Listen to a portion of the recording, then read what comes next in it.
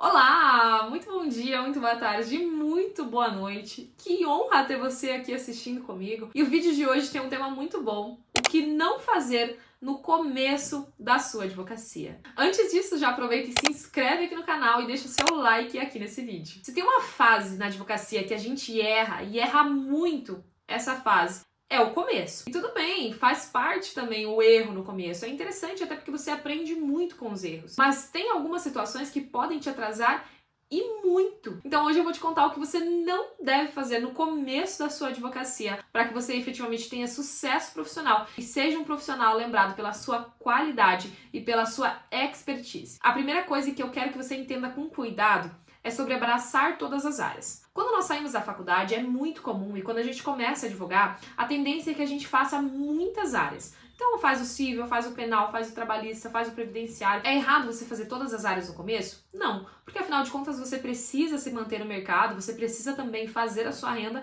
e além disso é interessante para que você tenha o seu aprendizado. A grande questão é que quando você faz todas as áreas, você acaba não se destacando em nada. Tempo é dinheiro e quando você faz todas as áreas, você perde muito tempo tendo que aprender sobre diversas matérias, tendo que se aprofundar sobre diversos assuntos e isso faz com que você não seja excelente em nenhuma área e nenhuma outra, porque você acaba dissipando o seu conhecimento e o seu tempo de dedicação em cada área. Pegue uma área, se torne especialista nela, se aprofunde extremamente nessa área, se apresente como especialista nessa área. Isso gera percepção de valor e também te torna uma referência em relação àquele assunto. Agora, isso não quer dizer que você nunca deve fazer outras áreas. Essa é uma coisa importante que eu levo para mim também. Embora eu não atue, por exemplo, com direito de família, existem causas que são extremamente simples de serem feitas, que é, por exemplo, a ação de alimentos, regulação de guarda e visitas. É uma ação extremamente simples de ser realizada, principalmente quando tem acordo entre as partes, que não há razão para você dispensar esse tipo de ação. A grande questão aqui é, nesse caso, que você deve se apresentar como um especialista no seu assunto. Ou seja, você não deve falar para os clientes que você faz todas as áreas, porque isso não gera uma percepção de valor no seu cliente. Então, sempre que chegar uma demanda que é diferente da área em que você atua ou da área que você se apresenta, você vai dizer que o seu escritório tem todas as áreas. Você tem um time que trabalha com todas as áreas. Isso agrega valor ao seu trabalho e, além disso, você não está fazendo com que o cliente perca a percepção de autoridade que você tem em um determinado assunto. Esse é um erro básico que você vai ver outros advogados que já têm um tempo de carreira reclamando. Aqueles primeiros clientes que ele cobrou extremamente barato e que deram muita dor de cabeça para ele, que hoje o processo já está há 5 anos com ele, não foi resolvido e ele ainda recebeu muito pouco em relação a isso. Cobrar barato demais. Esse é um erro que a gente comete no começo da advocacia e que atrasa muito também os nossos ganhos e o nosso sucesso profissional. Muitas vezes a gente acredita que para você firmar o cliente, para você ficar com o cliente, você precisa cobrar barato, ou então a gente acaba tendo um pouco de receio de cobrar aquele preço que é efetivamente que vale o serviço. O problema é que quando nós cobramos barato demais, isso também influencia na percepção do cliente e não necessariamente o cliente vai fechar com você porque você é o mais barato. Até porque existem alguns clientes que efetivamente querem qualidade profissional. E se você cobra muito barato ou muito aquém do que é praticado no mercado,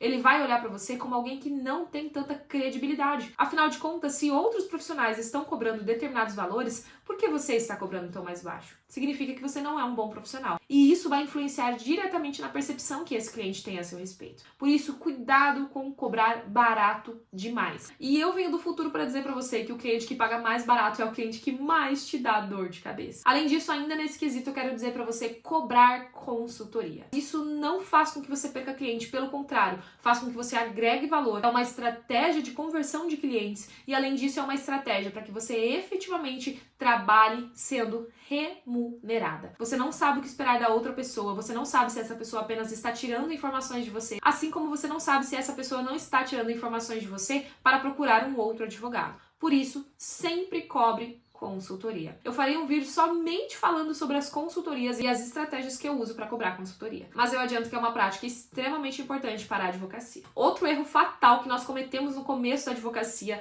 tanto pela nossa insegurança de que não tem autoridade, de que ainda é recém-formado, que não sabe falar muito bem, que não tem muito domínio do assunto, é depender só da indicação. Eu sei que nós jovens advogados temos pavor de uma coisa chamada produção de conteúdo e a gente posta um vídeo uma vez por ano, só que infelizmente isso não é suficiente. E depender só de indicações vai fazer com que você tenha muita dificuldade no seu começo. Vai fazer com que você queira desistir muitas vezes, porque afinal de contas, os clientes vão vir de uma forma muito demorada até você. E nós trabalhamos para quê? para prestar um serviço para alguém, para receber por esse serviço. Então, se nós não temos clientes, logo nós não temos remuneração. E sem remuneração, as chances da gente querer desistir é gigantesca. Por isso, não dependa apenas de indicação. Produza conteúdo na internet. Isso aqui é praticamente a pedra de toque de todos os meus vídeos. Mas você precisa produzir conteúdo jurídico e isso vai atrair cliente. Mas cuidado com o conteúdo, hein? Produzir conteúdo jurídico de qualidade.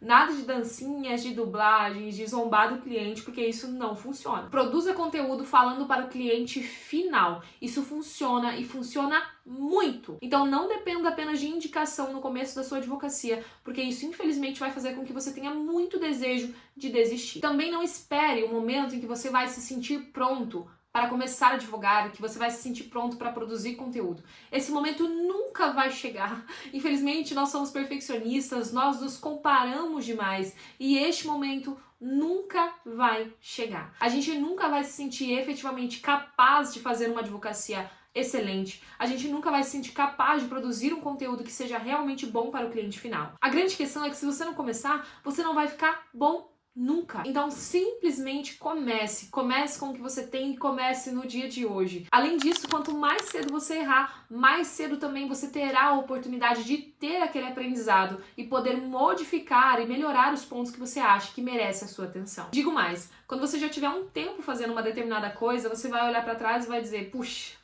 eu devia ter começado antes. Você com certeza vai olhar para trás e falar, eu deveria ter começado antes. Então simplesmente comece com o que você tem e comece hoje. Não espere ficar pronto, porque esse momento provavelmente nunca vai chegar. E por fim, não cuidar da sua mentalidade, da sua organização. Isso com certeza é um dos fatores muito importantes e que acaba sendo um erro de jovens advogados. No começo da advocacia, a gente abre mão de todos os nossos desejos, de todo o nosso eu, simplesmente para viver a advocacia. Todos os dias querendo que a advocacia dê certo. E em troca disso, a gente acaba abrindo mão da nossa saúde mental. Não existe um excelente profissional, não existe uma excelente profissional sem que ela tenha uma boa saúde mental, sem que ela tenha um psicológico muito forte e muito bem trabalhado para as adversidades. Não se engane, a advocacia para jovens advogados e também para não jovens advogados é muito difícil, é cheia de percalços, é cheia de desafios. Estar bem mentalmente é o novo ficar rico e você precisa entender isso o mais rápido possível,